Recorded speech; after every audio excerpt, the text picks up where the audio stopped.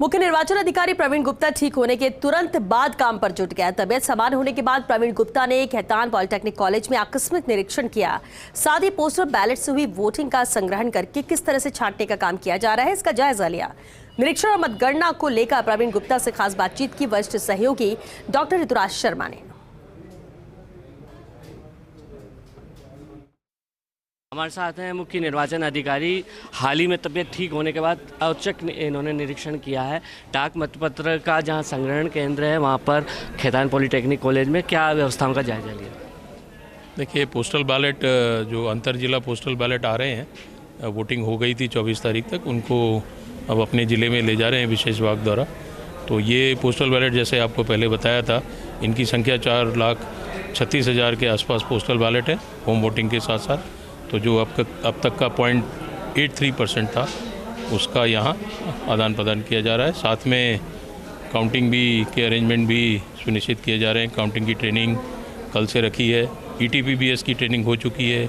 Encore पर कर्मचारियों की, अधिकारियों की ट्रेनिंग हो गई है। काउंटिंग पार्टीज़ की ट्रेनिंग हम लोग करेंगे अगले 2 दिन में। तथा पोस्टल बैलेट को किस तरह से निस्तारण करना है, सभी AROs लगा दिए गए हैं। 1100 के लगभग AROs हैं, काउंटिंग AROs हैं, और ऑब्जर्वर्स की उपस्थिति में ये काउंटिंग होगी। तो इसकी पूर्ण तैयारियां की जा रही हैं, जो कि अगले 1-2 दिन में पूर्ण हो जाएंगी। मतगणना की और क्या क्या तैयारियां, क्या क्या निर्देश दिए गए? जो पहले से ही CI ने जो एक मानदंड बनाया हुआ है, उसको आपने किस तरह से निर्देश दिए हैं?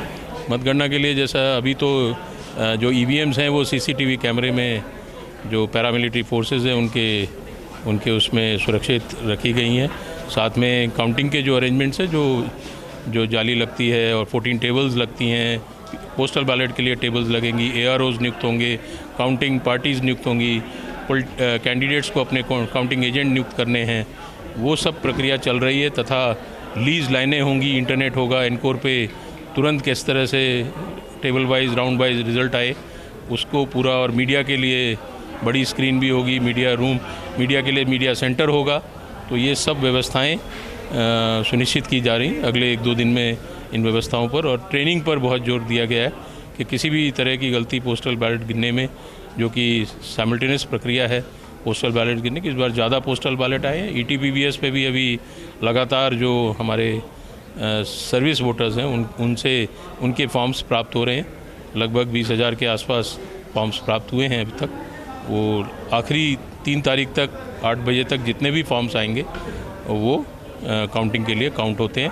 कैंडिडेट्स को बताया जाता है सबसे पहले कि ये पोस्टल बैलेट प्राप्त हुए, तब स्ट्रांग रूम खोला जाता है और काउंटिंग प्रक्रिया 3 तारीख को सुबह 8 बजे शुरू होगी। राजनीतिक दलों के लिए क्या मतगणना के लिए निर्देश है? जो एजेंट वगैरह वो नियुक्त करते हैं, किस तरह से निर्देश दिए गए हैं? काउंटिंग एजेंट के लिए उनको नियुक्ति, जो काउंटिंग एजेंट की पुस्तिका भी है एक, वो दी गई है। और ज़िले वाइज वो लोग ट्रेनिंग भी दे रहे हैं।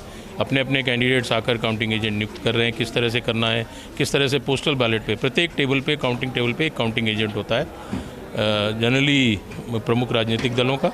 और साथ में जो पोस्टल बैलेट जहां काउंट होगा वहां भी वो बैठा सकते हैं। AROs हमारे पोस्टल बैलेट AROs होंगे, जो कि पोस्टल बैलेट की काउंटिंग करेंगे। अंतिम निर्णय RO द्वारा लिया जाएगा, जो कि उनकी टेबल पर होगा।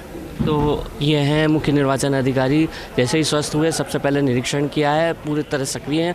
और कल जो मतगणना का पूरी जो प्रशिक्षण कार्यक्रम शुरू होगा, उसकी मॉनिटरिंग आज से ही शुरू कर दी गई है। इसके साथ साथ ही जो मतगणना की और तैयारियां हैं उसका पूरा इन्होंने निरीक्षण कर लिया है और निर्देश दे दिए हैं। कैमरा पर्सन संजय के साथ Rituraj Sharma, first India news, Jaipur.